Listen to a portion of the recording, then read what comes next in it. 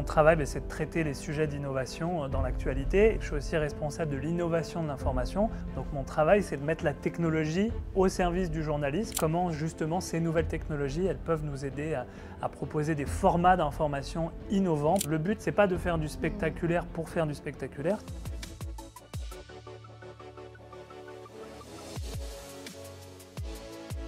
Bonjour Laura. Bonjour Yanni, je t'en prie, installe-toi. Ça va très bien et toi? Ouais, super, merci. Eh bien, merci d'être avec nous. Avec plaisir. Aujourd'hui, on a donc le plaisir d'accueillir Yannick Hézard, qui est journaliste côté information et spécialiste sur les sujets d'innovation. Donc, je vais te laisser nous raconter tes missions au quotidien au sein du groupe TF1. Oui, donc comme tu l'as dit, je suis journaliste, donc je travaille pour le 13h, le 20h de TF1, mais aussi la matinale Bonjour. Et mon travail, c'est de traiter les sujets d'innovation dans l'actualité. Et puis j'ai une autre casquette, c'est que je suis aussi responsable de l'innovation de l'information.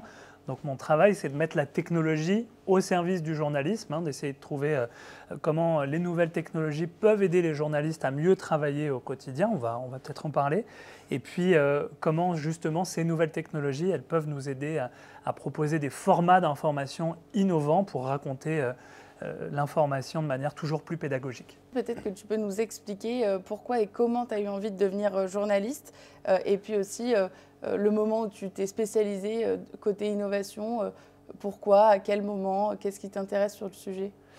Alors je veux devenir journaliste depuis que je suis un petit garçon, depuis que j'ai environ 8 ans. Quand j'étais petit au départ, je voulais être Indiana Jones et après je me suis vite rendu compte que les archéologues ils restaient le plus souvent à l'intérieur de bibliothèques à faire des recherches, donc ça m'intéressait moins. Moi, ce que je voulais, c'était parcourir le monde, vivre des aventures, rencontrer des gens, comprendre les choses. J'ai toujours été super curieux, j'étais un peu pénible comme petit garçon, je posais des questions surtout. Et puis chez moi, pendant le dîner, la télé était très souvent allumée sur le journal de 20h de TF1. Et donc j'ai ce souvenir d'être complètement captivé par ce qui s'y racontait. C'était une fenêtre ouverte sur le monde où je voyais plein de choses se passer dans le monde. C'était un peu l'équivalent des films d'aventure pour certains, mais moi c'était de regarder les reportages du journal. Donc j'étais vraiment captivé par l'actualité. Et en parallèle de ça, j'étais un petit garçon très créatif où je fabriquais plein de choses, des costumes, des décors, des vaisseaux spatiaux avec des cartons. Et je me souviens même avoir fabriqué avec un grand carton une fausse télé pour me mettre à l'intérieur et raconter l'information comme si j'étais dans la télé déjà à l'époque. Et donc voilà, c'est cette créativité aussi, cette envie de créer des choses qui m'a amené à être journaliste, mais un journaliste qui essaie d'inventer des formats et des autres façons de raconter. Donc métier, passion. Oui, complètement. Et tu dis souvent que dans le JT, il y a des choses qui se voient et des choses qui ne se voient pas. Est-ce que tu peux nous l'expliquer? Qu'est-ce qui ne se voit pas? Oui, en fait, c'est une partie importante de mon travail. Ce qu'il faut s'imaginer, c'est que depuis que le JT, le journal télévisé, existe en France, ça fait plus de 75 ans, il y a des sujets qui sont très faciles à filmer.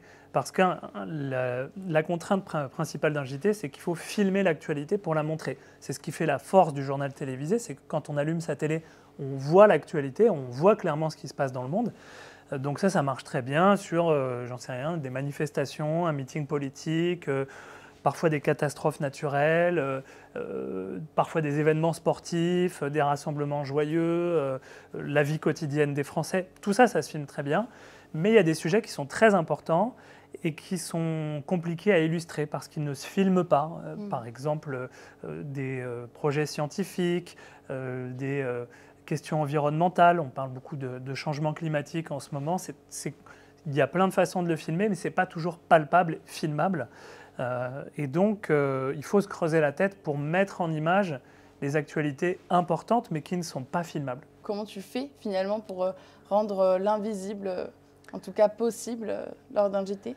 En fait, depuis les débuts des JT, comme je disais, on a essayé de se poser des questions là-dessus. Donc avant moi, il y a plein de gens qui ont travaillé sur ça. Je pense à Michel Chevalet dans les années 70 qui intervenait sur TF1 et qui venait avec un tableau blanc et qui dessinait sur un tableau, par exemple, j'ai retrouvé une séquence où il expliquait comment marchait la foudre et comment on risquait de se faire foudroyer si on était dehors pendant un orage. Après, plus tard, j'ai des souvenirs Donc c'était pas dans un JT, mais c'est de l'information quand même de l'émission C'est pas sorcier sur France 3 qui moi m'avait beaucoup marqué, où on voyait Jamy qui expliquait le système immunitaire par exemple, avec des maquettes, avec des Playmobil et qui expliquait ça. Ça c'est une façon de rendre visuel ce qui n'est pas filmable. Et puis au début des années 2010 sur TF1, il y a eu un virage qui a été pris avec des infographies en 3D et donc notamment en 2011, il y a Fabrice Colaro qui avec des infographies de Christophe Aragona est venu en plateau pour expliquer la catastrophe de Fukushima sur la centrale nucléaire japonaise et qui avait une maquette comme ça en 3D de Fukushima pour expliquer ce qui se passait à l'intérieur.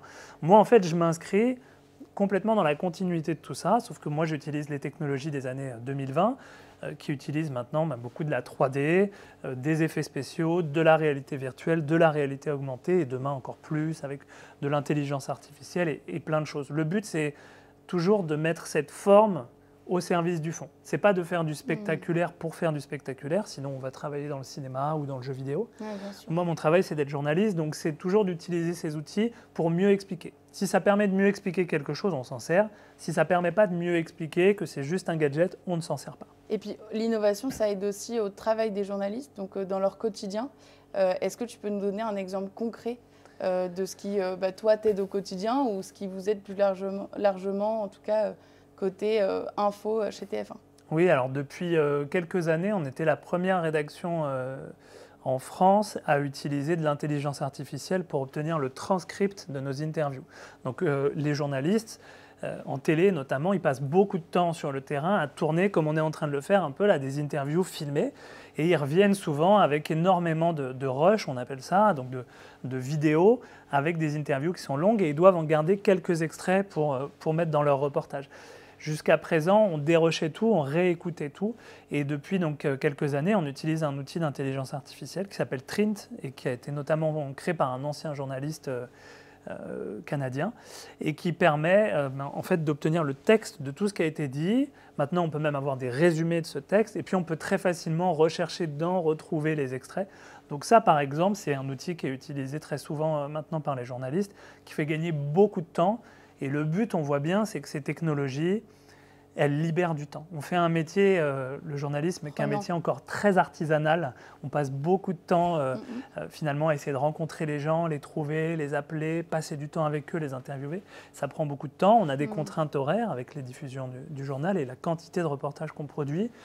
Donc, tous les outils qui peuvent permettre de libérer du temps pour le déployer sur la dimension humaine du métier de journaliste, ça veut dire passer plus de temps avec ses sources, passer plus de temps à trouver des sujets, à les comprendre, faire des interviews plus longues avec les gens, sans avoir peur du temps qu'on va mettre à les dérocher grâce à ça. Là, c'est un bon exemple de technologie au service du journalisme. Et d'un point de vue fiabilité, vous vérifiez du coup comment ça se passe? Parce qu'au début, je me doute que vous étiez obligé de vérifier sans arrêt, oui, qu'il y avait alors, une petite part de doute. C'est ça, même si la transcription n'est jamais parfaite, ça va dépendre de la qualité du son, s'il y a du bruit ambiant, si les personnes ont un accent, dans quelle langue ils s'expriment. Ça peut permettre de traduire aussi tout ce que dit la personne dans plein de langues, mais ça dépend de l'accent, parfois selon les dialectes, on ne va pas avoir les mêmes prononciations et tout. Donc oui, parfois c'est pas parfait, mais même quand c'est pas parfait, ça fait gagner beaucoup de temps et c'est l'objectif. Au niveau des technologies, au sein de TF1, on en utilise largement, en tout cas pour aider les collaborateurs, pas uniquement les journalistes. Et je pense notamment à Maya, donc, qui est notre intelligence artificielle interne. Est-ce que vous, les journalistes, vous l'utilisez? Pourquoi? Comment? Est-ce que c'est aussi, finalement, c'est vraiment pour aider tous les collaborateurs du groupe? Oui, alors ça commence, c'est très encadré parce que Maya, c'est comme un chat GPT. C'est très intéressant de dialoguer avec quand on est journaliste pour, je vais dire, aider à la compréhension d'un sujet. Ça permet de bien vulgariser des sujets, ça permet de nous guider un peu dans nos recherches, etc. En revanche, ça peut inventer des choses aussi parfois qui n'existent pas. Quand on est journaliste, il faut se méfier de ça, donc il faut toujours revérifier derrière. Mais même en revérifiant derrière, ça permet de gagner du temps. Et moi, il y a plusieurs sujets que j'ai traités, notamment, que j'ai d'abord recherché via cet outil-là pour bien les comprendre. Et après, quand on appelle un expert, parce qu'il faut toujours vérifier et recouper un petit peu ce qu'on trouve comme information auprès d'experts, de sachants sur certains sujets, ça m'a fait gagner beaucoup de temps d'arriver devant cet expert avec déjà une compréhension globale du sujet grâce à cette IA. Ça devient en fait un petit peu les nouveaux moteurs de recherche. Mais encore une fois, voilà, quand on est journaliste, il faut vérifier derrière, il faut s'en méfier. D'ailleurs, on est en train de mettre en place des formations pour les journalistes à TF1 pour se servir de ces outils, de l'intelligence artificielle, qui peuvent être très utiles, encore une fois, mais dont il faut se méfier aussi quand on est journaliste, surtout pour ne pas raconter des choses fausses. Et parfois, les IA racontent des choses fausses. Et donc concrètement, si on passe côté téléspectateur, qu'est-ce que en tout cas ça apporte, qu'est-ce que ça permet pour l'expérience de nos téléspectateurs?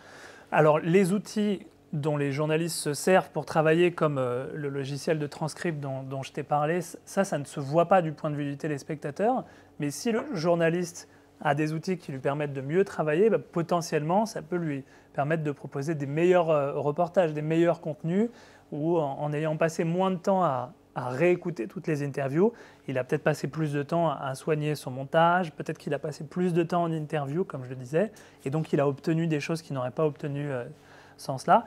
Et puis sur les formats innovants dont on parlait, ça permet de la pédagogie sur des sujets qui, comme on l'a dit, sont compliqués à comprendre souvent, des sujets très denses avec beaucoup d'informations.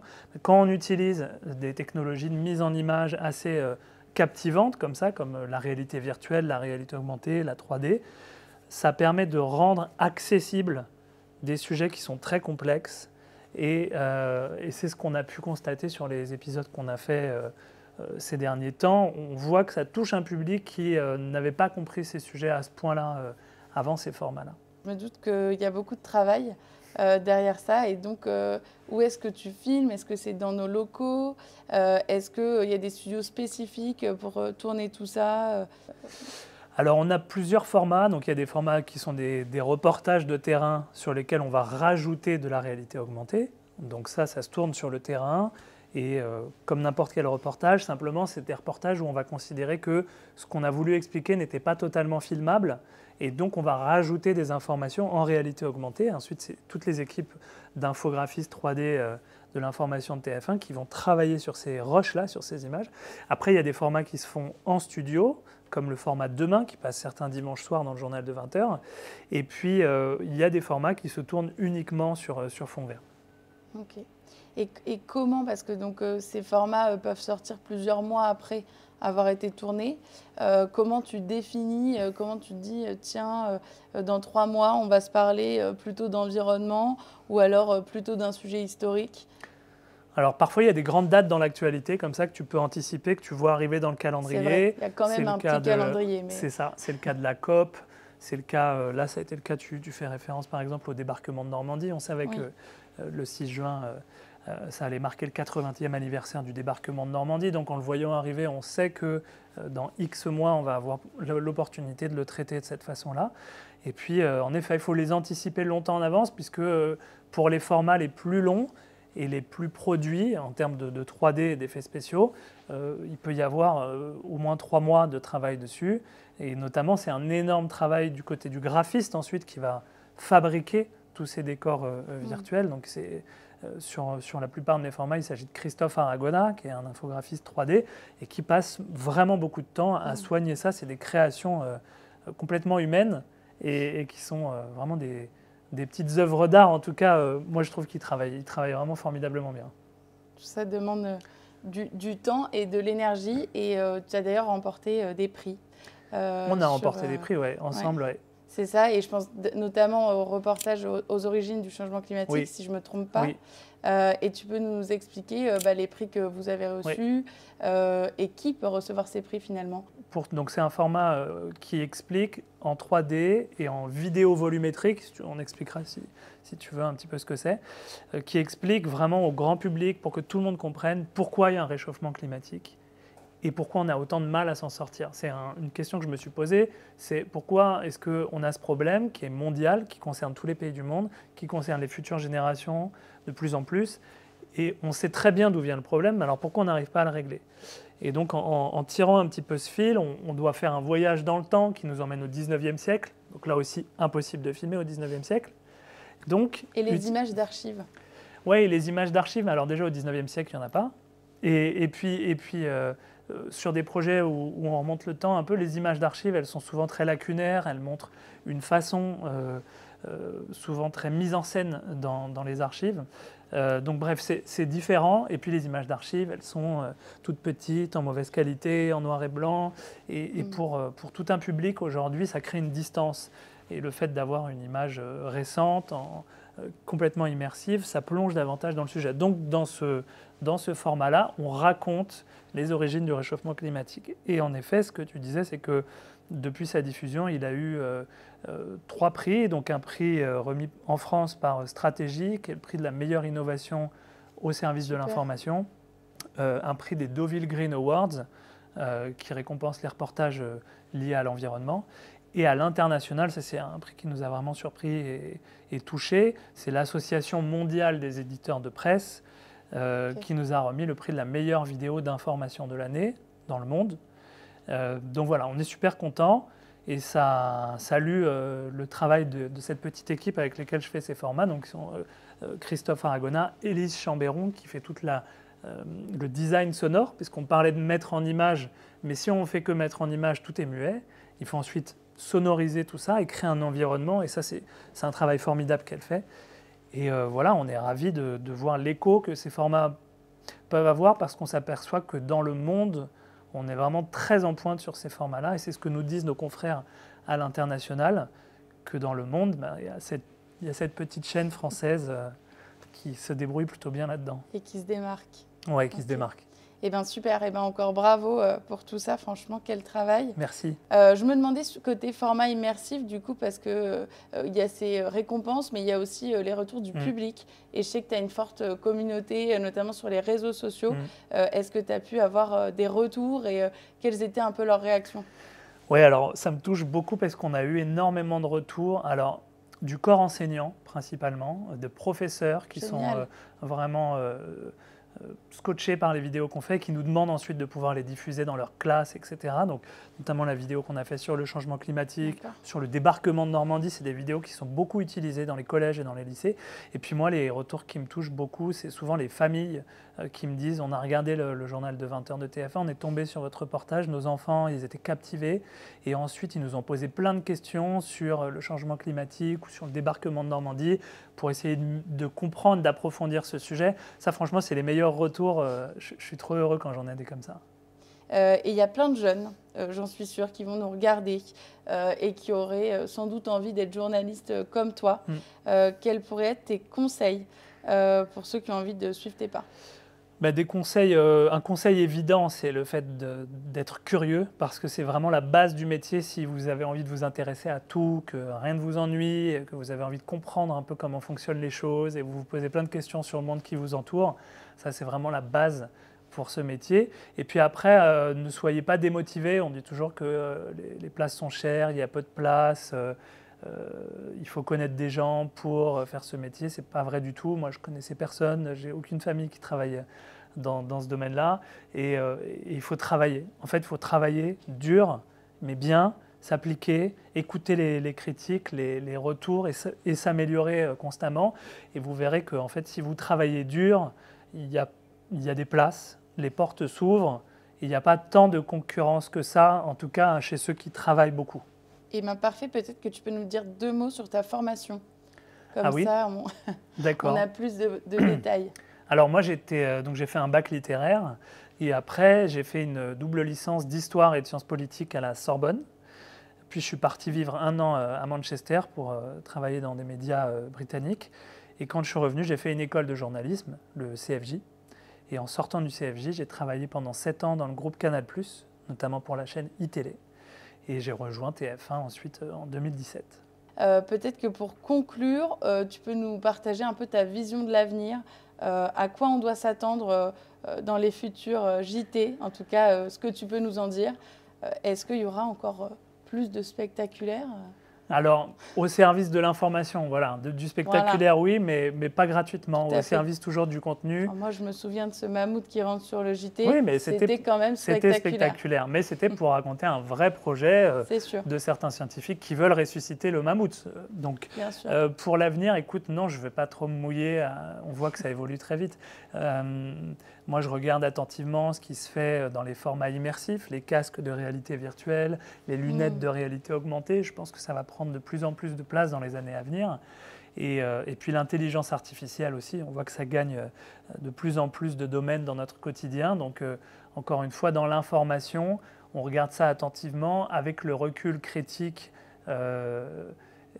qu'il faut, parce que ce n'est pas une technologie anodine.